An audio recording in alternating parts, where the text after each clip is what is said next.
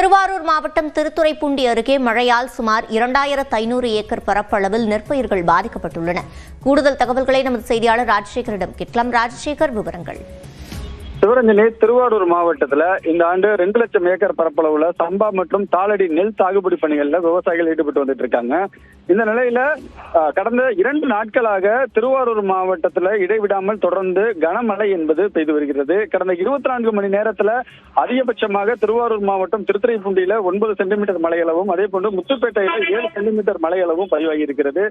இந்த நிலையில பாத்தீங்கன்னா இந்த கனமழையின் காரணமாக திருத்துறைப்பூண்டி மற்றும் முத்துப்பேட்டை, அதே போன்று மேலமருதூர், எக்கல், பாண்டி, கல்லுக்குடி உள்ளிட்ட பகுதிகளில் தாளடி மற்றும் சம்பா இளம் நெல் பயிர்கள் அந்த மழையின் காரணமாக ஒட்டுமொத்தமாக அந்த நெல் பயிர்கள் 2500 ஏக்கர் மழை நீர்ல மூழ்கி இருக்கிறது.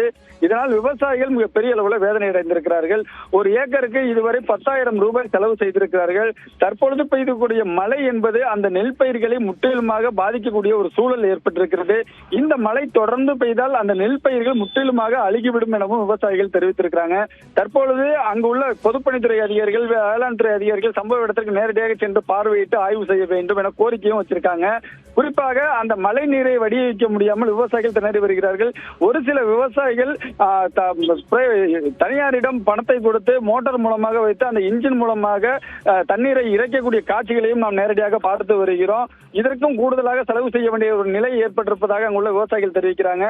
குறிப்பாக வளவனாறு, கோரை மரக்கையாறு, இந்த ஆற்றுகளில் வெங்காய தாமரை செடிகள் அதிக அளவில் மண்டி கிடப்பதனால நீரோட்டம் என்பது செல்ல முடியாமல் தடை ஏற்பட்டிருக்கிறது. இதனால் இந்த மழை நீரை நேரடியாக ஆற்றில் வடிய வைக்க முடியாத ஒரு சூழல் ஏற்பட்டிருக்கிறது. உடனடியாக மாவட்ட நிர்வாகம் விவசாயிகள் நலன் கருதி மழைநீரை வடிவமைப்பதற்கான நடவடிக்கை மேற்கொள்ள வேண்டும் என்ற கோரிக்கையும் விவசாயிகள் வச்சிருக்காங்க. சிவரஞ்சனி, விவரங்களை வழங்கியமைக்கு நன்றி ராஜசேகர்.